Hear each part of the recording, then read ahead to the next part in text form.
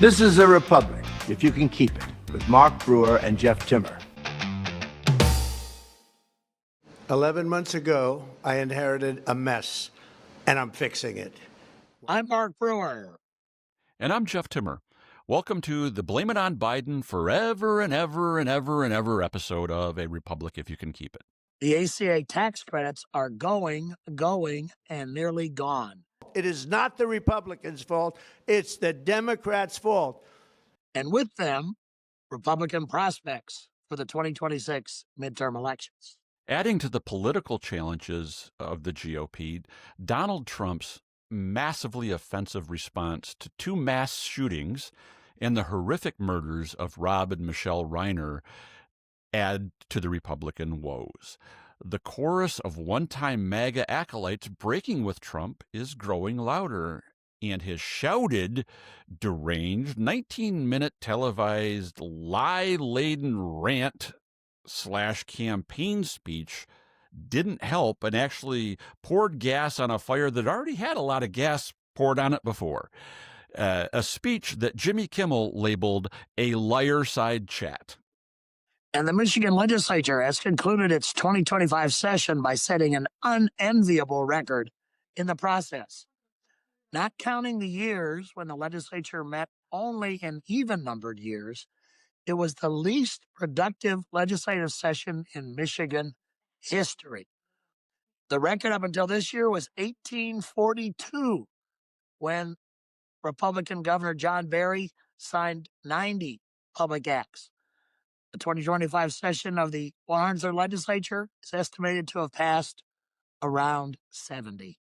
The unprecedented slashing of the state's budget by House Speaker Matt Hall and the Republican Appropriations Committee, not even the House of Representatives, just a star chamber within the House, continues to draw bipartisan backlash.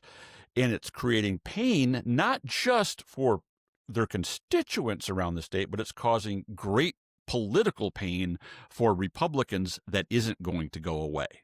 Two top aides to former House Speaker Lee Chatfield are sentenced for corruption, agreeing to testify against him, while also accusing him this week of raping one of them.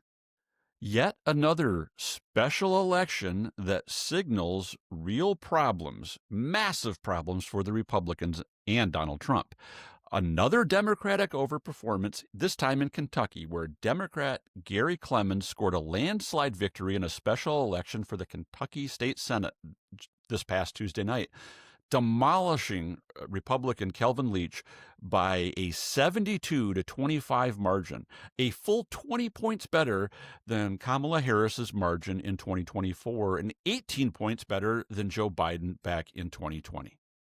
And in more Trump the man-child news, his gilded presidential wall of fame has been transformed into a tacky wall of insults, guaranteeing that it, like many other things, will be gone when he leaves office. Trump's hand-picked Kennedy Center board has decided to rename the Cultural Center, big surprise, the Trump Kennedy Center for the Performing Arts, giving him top billing over JFK.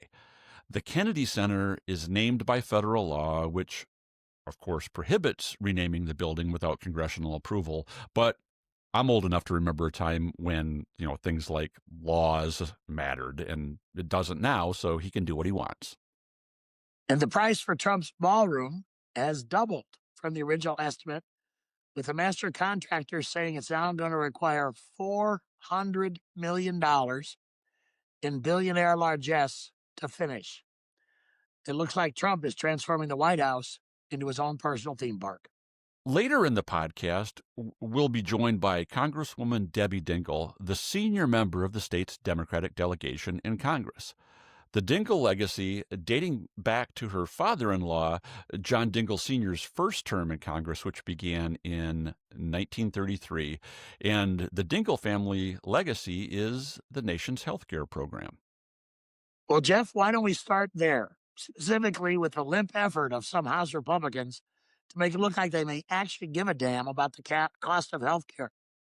Is the doomed to die in the Senate gesture but you'll have to wait until next month for a House vote, enough to provide political cover for folks like Mike Rogers, John James, Tom Barrett, and Bill Huizenga here in Michigan? The simple answer is no. No. Oh, you want me to say a little more? So I guess I will. Well, this is just a continuation of what we've been talking about all year long. This is, it's not just healthcare; it's affordability. It's the anxiety that people are feeling.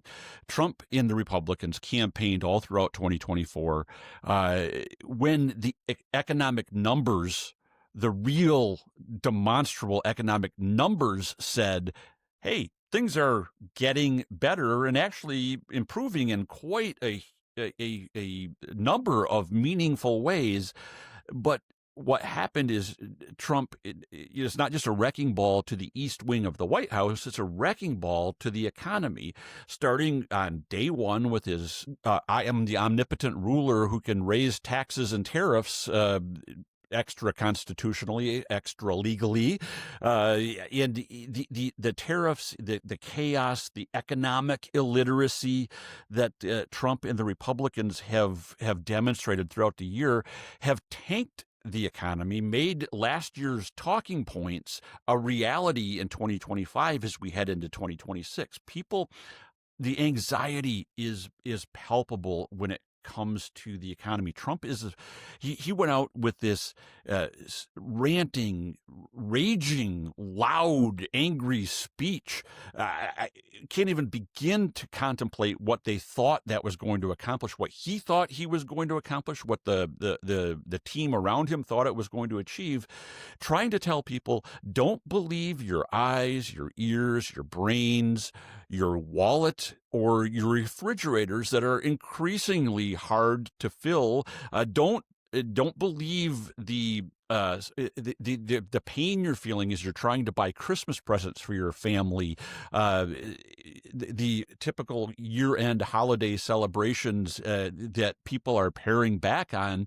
As you know, Trump said a couple weeks ago, who needs more than $1? Kids need to, making austerity great again is the hallmark of the Trump administration. And so the fact that healthcare premiums were already set to rise at an astronomical level. I know just from looking at the way my own Blue Cross plan for my family was set to go up, and the expiration of the subsidy is going to make that even more painful for people who are already struggling to pay for just the day-to-day things in life, like food and heat and transportation and housing and clothes, those frivolous things in Trump. They're not ballrooms. They're not the important things that where people should be putting their money into building ballrooms on the houses they can't afford any longer.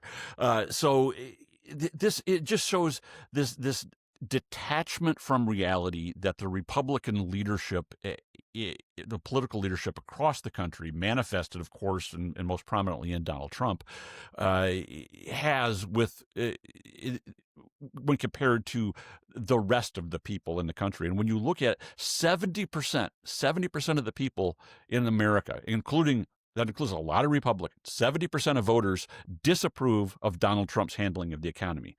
That's kind of a big deal. And if you're a Republican at any level running in 2026, your fate is going to be no different than Republicans who ran in 2025. And if you look at those numbers, those results, Republicans lost. Republicans lost any election where there was a chance for a Democrat to win. Republicans underperformed, or Democrats overperformed, in every single opportunity they had throughout 2025, through dozens of special elections, through regular legislative and statewide elections in New Jersey, in Kentucky, in Virginia, in Mississippi, in Georgia. They flipped seats in the Miami mayor's seat last week, where a Democrat hasn't won in nearly 4 decades. Data point after data point after data point says 2025 was a referendum on Trump and the Republicans' governing performance. It was an F. Voters across America gave Trump and the Republicans an F. And Trump and the Republicans are heading into 2026 saying, if you thought 2025 was bad, wait till you see how much we can screw things up in 2026. The wave is palpable. It's going to hit the beaches.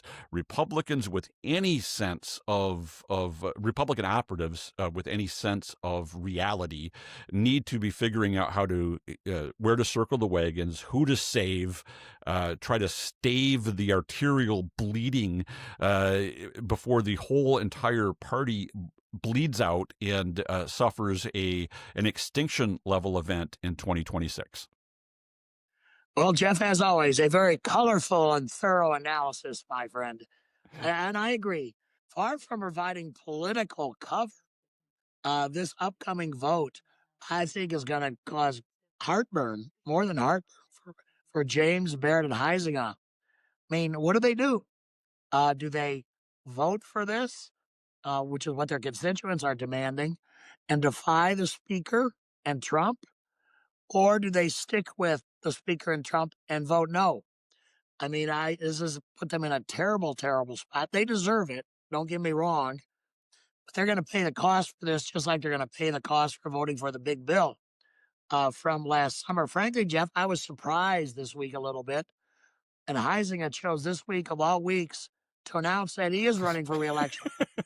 I guess he's got time to change his mind, as do others, as it gets increasingly unpleasant for them. I mean, I think we're going to see a winter and spring of protests at their office, a continuation of what we saw this year, where they don't want to do town halls. They only want to speak to tightly controlled, these online phone things that they do, settings, because they're so afraid to talk to and hear from their own constituents. And that's just going to get worse because right now people are starting to feel the pain. As you indicated, others are feeling, they're seeing the premium increases and other kind of things. But that's just going to get worse. And that's going to cause a backlash. And this is not just concentrate on people who are on the exchange. It's going to affect everybody because those hospitals are going to have to make up for that lack of revenue somewhere. If they lose all these insured patients, Medicaid's been cut back. We're going to lose the ACA premium credits. It's going to cause pain across the country for all of us who are attempting to provide health care for people and their families. So again, I just think that's going to rebound on them. And again, with the ripple effect, if people can afford insurance at all, what do? Not buy food, not pay their rent, people have to make terrible economic choices in this circumstance. And that's just going to compound the pain as well, which again, I think is going to have the kind of political ramifications that you described. Yeah, I mean, you mentioned there the several Michigan Republicans who are caught between a rock and a hard place on this. And, Bill Huizenga announces his reelection one day. The next day, Trump comes out and does this ranting speech promising to do the same, effectively give the same speech in all the frontline congressional districts across the country. Please. The famous line from the movie Airplane, I picked the wrong week to quit sniffing glue. That was Bill Huizenga's reaction to Donald Trump's speech. If he had waited until Thursday, he might have had a different decision. He's probably sniffing glue, drinking Maalox, and thinking, what am I doing? You mentioned John James. I still am of the opinion that John James is a fictional character. I don't believe he actually exists. We're catfished into thinking there's this John James who's in Congress. People have voted for him, but no one has ever actually seen John James in Michigan, at least in the last couple of years since now in the year since he announced his run for governor. He's we've seen Elvis and Bigfoot in Michigan more than we've seen John James this past year.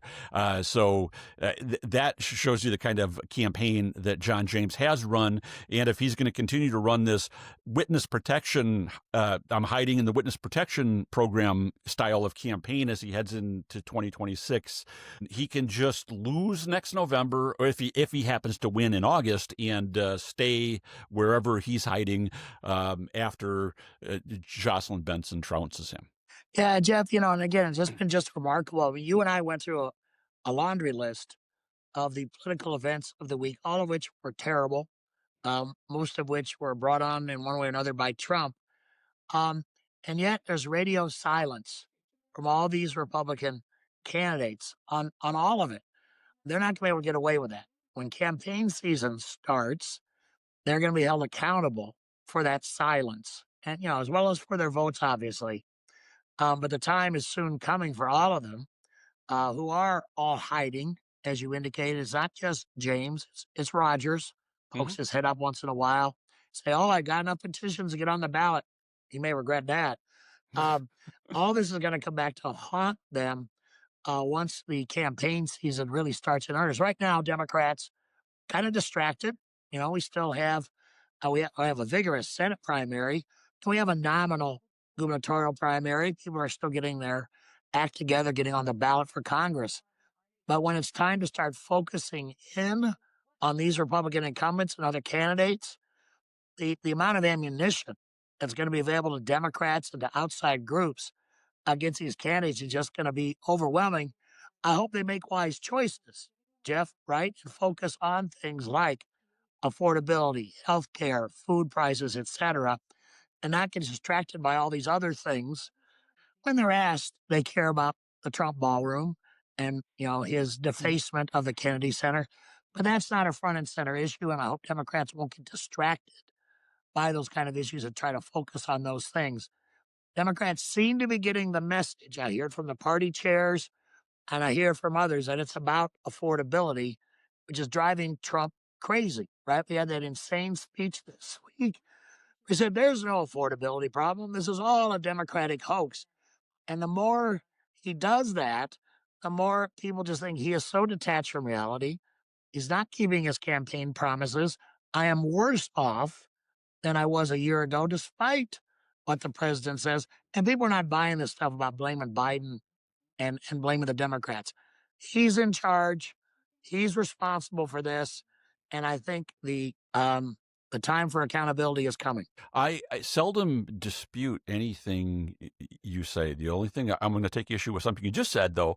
You said this is driving Trump crazy. I think Trump came out of the womb crazy, and this is driving him crazier. He's done nothing but every day for 79, almost 80 years now, get crazier and dumber and crazier and dumber. He started off knowing nothing. He knows less today than he knew then.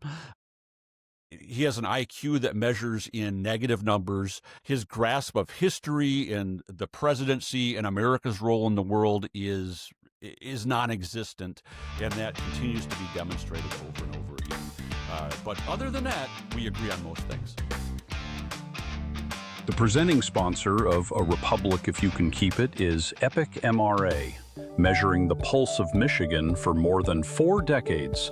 When most of us think about polling, the focus is on those campaign polls telling us which candidates are winning. But the most important polls are for businesses, local governments, and nonprofits assessing the needs and wants of their customers or constituencies. Those are polls that guide policies and lead to institutional success. Those polls have to get it right, which makes the choice of a public opinion research firm critical. Epic MRA has been trusted for more than 4 decades to get it right. Our clients have included school boards, statewide nonprofits, corporations, as well as the candidates and news media who rely on us during political campaigns. Whether it's just a couple of questions or a full in-depth survey, we are here and ready to help. You can reach us at epicmra.com.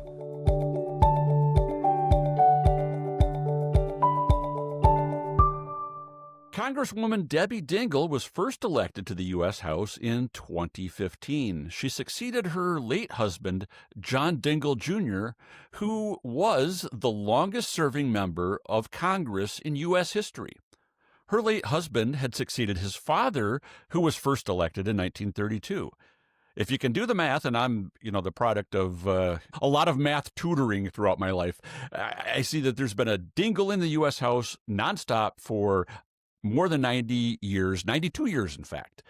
A hallmark of the Dingell service has been a proposal for a national health care insurance system, first introduced by John Sr. in 1942 and reintroduced every Congress since by either the John Dingell Sr., John Dingell Jr., and now Congresswoman Debbie Dingell. Welcome, Congresswoman Debbie Dingell. We're so happy to have you on the podcast. I guess the natural question is, what the heck is going on Capitol Hill? Well, I could use a lot of words that I can't say on a podcast, but it's been kind of crazy and chaotic. And I think some people have deliberately made it chaotic. But unfortunately, we are now home for the holidays, which is good to be home, but not good that we didn't vote on health care before we left Washington. And many people whose ability to afford health care, especially on the healthcare exchange, are not going to have the Affordable Care Tax credits extended because Mike Johnson would not hold a vote on it. So people are making decisions, and probably we're going to have thousands, if not millions, of people across America who may not be able to afford to buy health insurance next year. Can you tell us a little bit about the human impact of this? I'm sure you've talked to constituents in your district or in Michigan generally. Can you bring it down to kind of a human level? We all know the big numbers, right? Premiums are going to go up if you get it at all. What kind of human impact is this going to have, Debbie? Mark, this whole year has been marked by people coming up and talking to me. It really started, I now call it the big, brutal bill, and try not to swear about it, has really already significantly hurt people. People do not understand what the consequences of that bill is and how all of us are going to end up paying more because people aren't going to have access to health care. They will wait until they're sicker, will end up in emergency rooms. It's going to raise healthcare costs at hospitals across the state, and everybody's going to pay a price. We also have had, just in Michigan, 10 OBGYN lines that have been closed across the state. So women don't have close access to, if they're going to have a baby, they have to travel 2 to 3 hours to be able to go to an OBGYN and to deliver. But it's those individual stories. I was at the University of Michigan, Taubman, on an elevator, and a mother with her child in the wheelchair just started crying and said to me, please promise me that no matter what happens, my child will die if I can't bring him here to the University of Michigan. Or the woman that wrote me when the whole Affordable Care Exchange started and said, I'm about to have a baby, but if they don't extend this tax credit, my husband and I will not be able to afford insurance for both of us. So we will buy insurance for myself and the baby and pray nothing happens to my husband. I could give you about 100 more stories of just people in my district. This strikes me as the kind of the almost the paradoxical situation we find ourselves in. We're having a serious, rational discussion about public policy and its impacts on real people. In a normal political world, I shouldn't just say political world, you can have different opinions on how to get there, but there's often a mutually shared, okay, we want to get there even if we have different approaches, let's figure out how to do it. I want to step back and look at this in the larger context. To me, my former tribe, the Republicans, who are in slim control, barely contained control of the U.S. House, have no plan or intent to govern and act like rational people. How do you and your colleagues in the Democratic caucus deal with that just fundamentally different position of you want to do something, address problems, deal with reality, truth, and facts, and they just don't? That's the bottom line. This is just yet another big, important, costly human example of their inability to even try to govern. But how can you get through the next year with this kind of procedure and these people in place who are just going to take a wrecking ball to the normalcy of the rule of law and the conduct of government? So, Jeff, our country is worth fighting for, and our democracy is worth fighting for. So, therefore, we can't give up. There are people that are trying to wear us down, to think that the chaos is so great that we can't make a difference. So why try? And you cannot give up any second of any day. But having said that, I think we got to be very careful to not take a paintbrush and paint everybody the same way. Yes, there are very disturbing things happening at the leadership of the White House, and the speaker is somebody that takes his marching orders from there. But I'm very proud of the fact that this week I have very close relationships with Republicans across the aisle. You both know that. I think it drove Mark crazy some days, but he loved me other days. I told our leadership that Brian Fitzpatrick from Pennsylvania, if the Republicans did not allow for a vote on something that would extend the Affordable Care Tax credits, he was going to sign the Democratic discharge petition.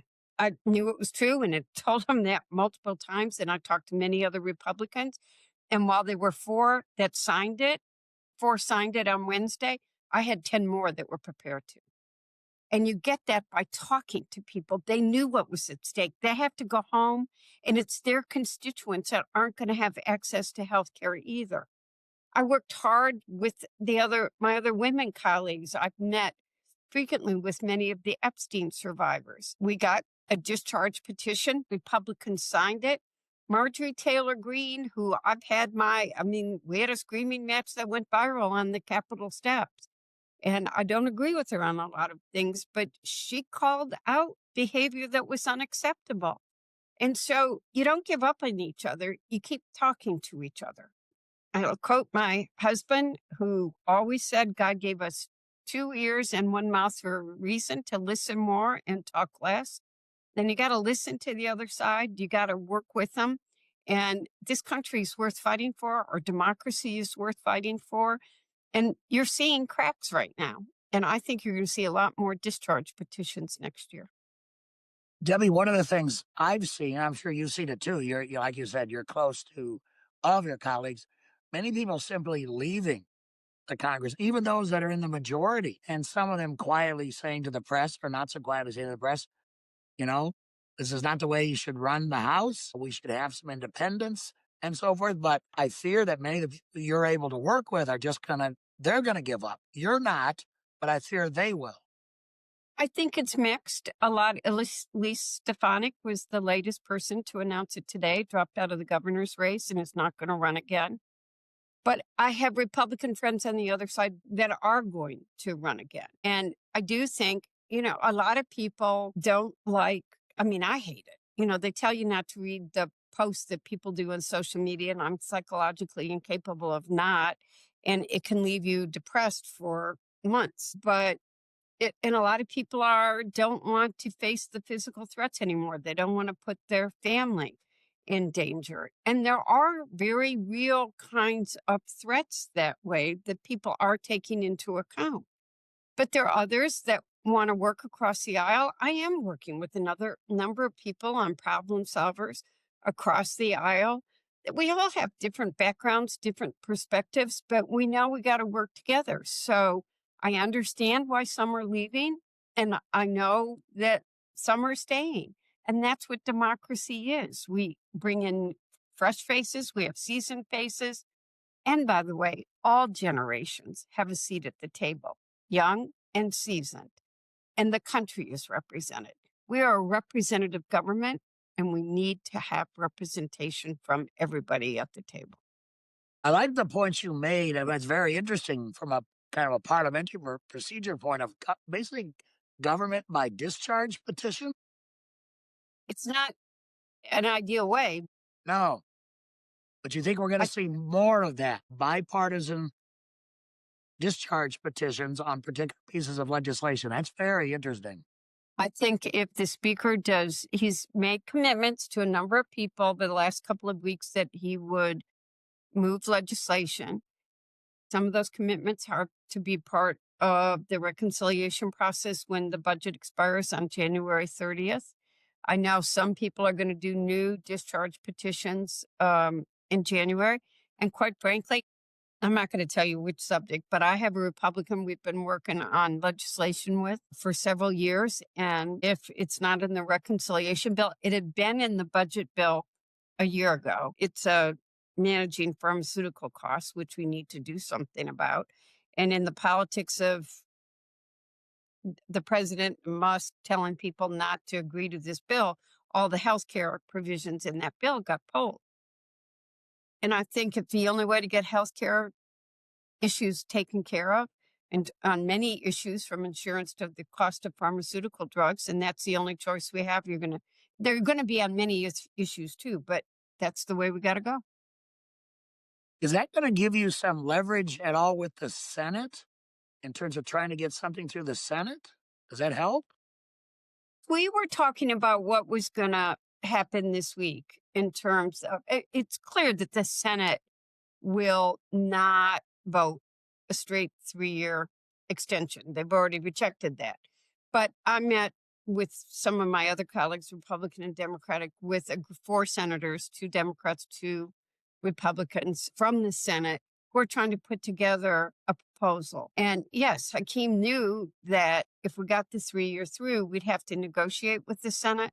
But there are senators that are willing to negotiate. Yeah, we've all watched over the last decade, watching the Republicans. I kind of, in my mind, divide the Republicans into 2 camps, just for simplicity. Those who are the true believers in Trumpism, and those who mouth the words in a kind of a cynical ploy to not get primaried, not be opposed by Trump, and perpetuate themselves, even though they know often what he's doing, what they're doing is wrong and destructive. I've realized you were not like to name names. I'm going to name one. My old friend Bill Huizenga, I put into that category, who is one of the worst offenders in my mind because he knows better. And I saw him when he was anticipating being thrown into a district with Fred take that MAGA position for self-preservation. Those people who are like that, who understand the reality of what they're looking at out there with what Trump has done and doing, what Mike Johnson is helping do, what John Thune is allowing to happen. They've been more afraid of Trump and being primaried or pressured from the right. You, a short while ago, mentioned they're feeling that pressure and push from their constituents now in a greater way. And watching all the elections through the year, not just the New Jersey and Virginia, but all the series of special elections and data point after data point after data point where Democratic candidates are overperforming. If you're a Republican running in a Trump +8, +10, +12, +15 district, you could be in a knife fight next November that because of how unpopular Trump is. Do you expect to see more departures like Marjorie Taylor Greene, like Nancy Mace, like Elise Stefanik, Don Bacon, people like that who have said, enough, I'm not going to toe what they're telling me the party line is, I'm going to do what's right by my constituents. Do you see that fracturing happening within the MAGA caucus, which has been all 219 Republicans, for the most part in lockstep? Do you see that starting to break in a more serious way as they look at a wave hitting them next November? This is that paintbrush that you can't paint everybody the same way. Different people are making different decisions for different reasons. I do think that you are seeing people push back, and you have seen the president lose a number of issues in the last month that you have not seen up until now. And there are more people that are willing to speak out on some issues. Everybody makes a decision not to run for different reasons. I had one very long conversation, so this is why it's on my mind, with a Republican whose children are being threatened and whose family he's really worried about and does not feel that it's right to put his family in that kind of danger. I think we all need to really worry about the level of hate and violence that we're seeing in this country, not only targeted at elected officials, but it's just being normalized in too many ways in our communities. So that is a real issue why some are leaving. Some are leaving because they don't want to have to defend the votes that they've been taking, and that's real. And some really believe it. Everybody's got a different reason, but there are trends. But the trend I like right now is that people are willing to break in the House, and we are starting to have votes. And I hope that that is a trend we see continue early in the next year. So, Debbie, what does this mean for Speaker Johnson? I think, and again, you're on the inside there. I think, elected by such a slim margin, gosh, nearly a year ago. And frankly, I think he's had remarkable success holding his caucus together and kowtowing to Trump. What does this do to him as Speaker? If you're able to form these bipartisan coalitions by discharge or any other means? It weakens him. I mean, here is the reality. He was asked this. I've seen it on the news clips the last 24 hours. Have you lost control of your caucus? And he says no. What I do think is happening is right now there are two things. One, people are really not able to afford health care because of the lack of extension of the health care tax credit. And I might also add, I say this to Akeem every time we meet. We have two other issues. I mean, Blue Cross Blue Shield went to the insurance commission and asked for a 24% increase. So I go to a biweekly forum, extra forum, which has a mixture of all kinds of people at it. And at the last meeting, an employer said, Blue Cross Blue Shield increased my insurance rates 28%. I cannot not give my employees health insurance, but I can't afford to give them a raise. And so it's not just exchange people, it's employer-based insurance is going up. But there's also an accessibility issue. Even when you have insurance, you can't get in. It takes a year to get an appointment at the University of Michigan for a dermatologist. I know somebody who has an aneurysm who couldn't get an appointment with the surgeon for 4 months. Even you can't get into, and the big brutal bill is discouraging people. We need more doctors, not less, but it's cutting back on student loans so people can't afford to go to med school. Then the Department of Education calls all these fields that we need, nurses, physical therapists, occupational therapists, they call them not professional. And they can't get the funding that they need to go to school, but then they've got a stigma attached to, hey, being a nurse doesn't matter.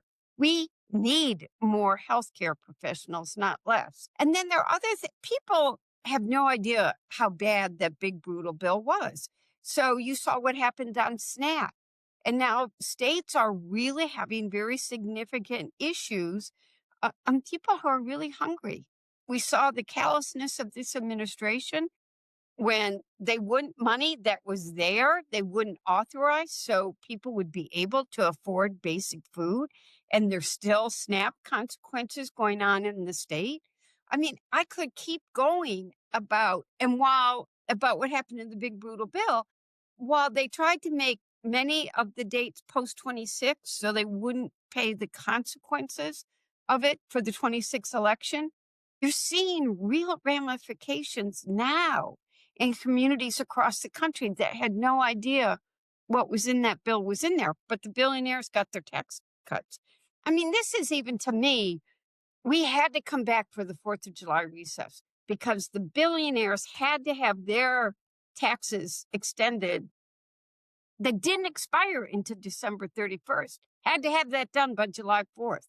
But we can't do something about basic health care for Americans before it expires. People are like, where are the priorities of these people?